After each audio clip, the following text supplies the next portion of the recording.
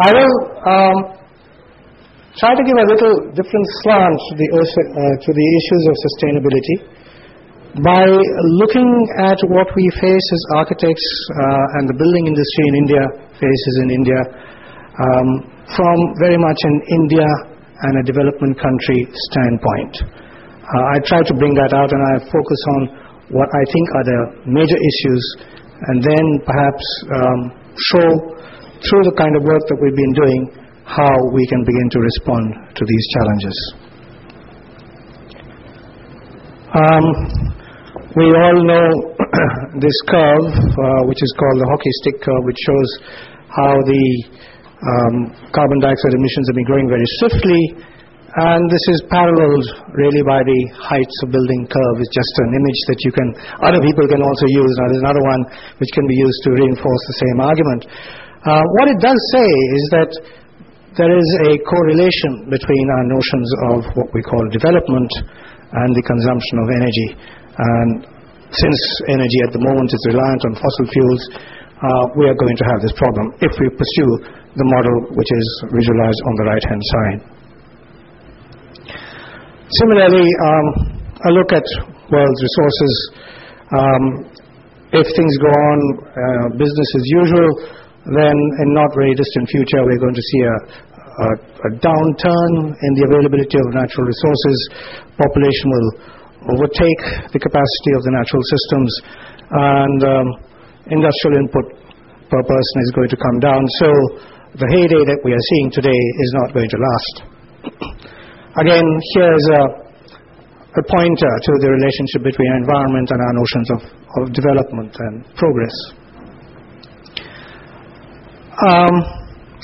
The theory of sustainability is now axiomatic and universal. There's nobody who says no to this definition here, which says that sustainable development of human settlements combines economic development, social development, and environmental protection with full respect for all human rights and fundamental freedoms, including the right to development, and offers a means of achieving a world of greater stability and peace built on ethical and spiritual vision.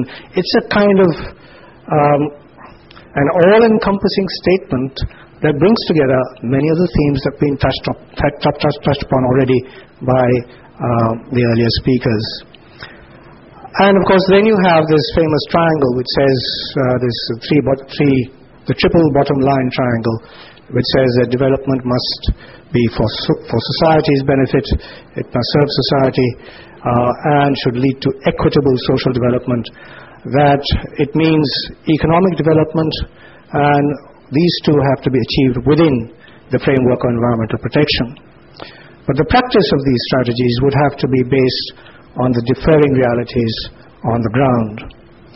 And this is where this picture shows, this diagram, these graphs show the differing realities.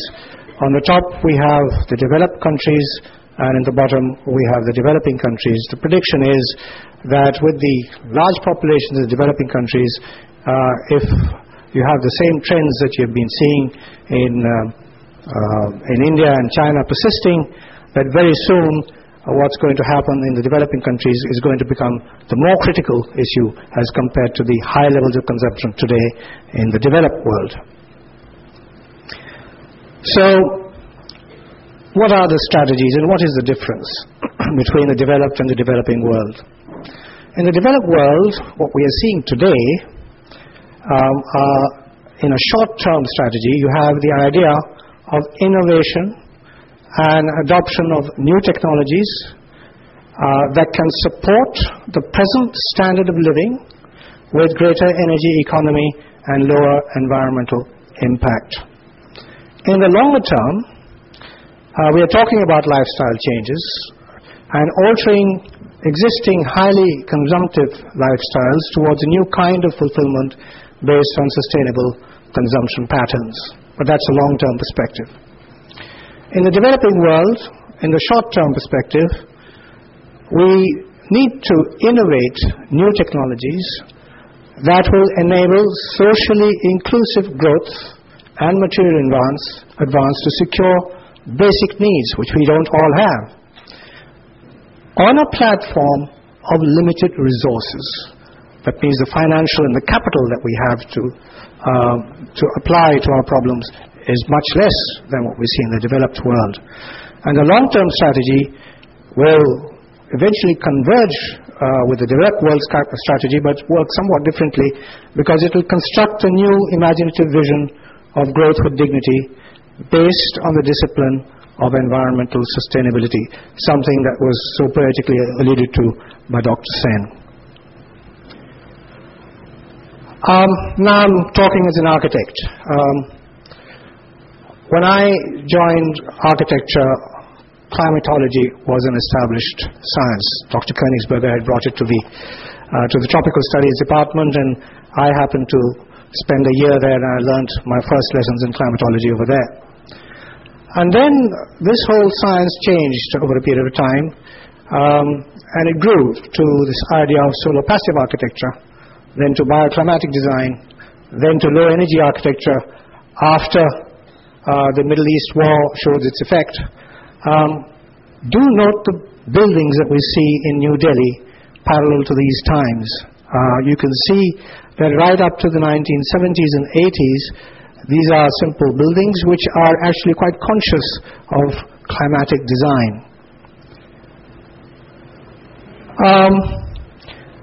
Then this got extended to the idea of environmentally sustainable architecture, where it was not only climate, but other impacts of construction activity and building use on the environment now get taken into consideration. This is at the time when the world has now focused on the overall issue of the environment, and you have the Rio Summit and the Habitat Agenda around that time. And then finally you have the Iraq War, which brings into focus, as we've heard this morning, the issue of the competition for the resources of oil. And at the bottom, we see the trend in India that you're actually getting into more and more consumptive modes of construction.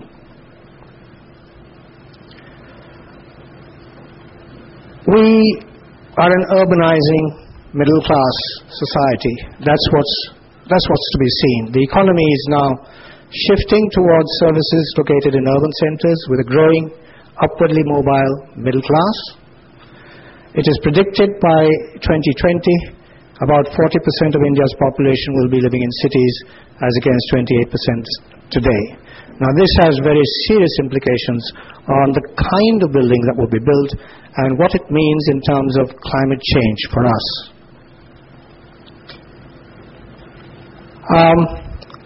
I suppose everybody knows here what is meant by embodied energy. Can I take that for granted? Or do you want a definition?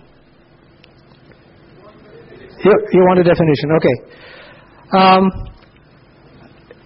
Embodied energy is the expenditure of energy in the production of building materials and the assembly of those building materials into the building.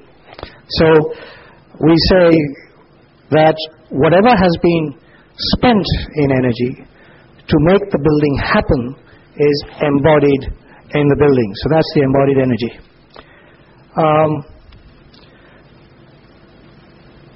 The important point here is that in the West, in the developed societies where populations are not growing, in fact they might be declining, where the addition to build space is very small, they are more concerned about the consumption of energy in the operation of buildings.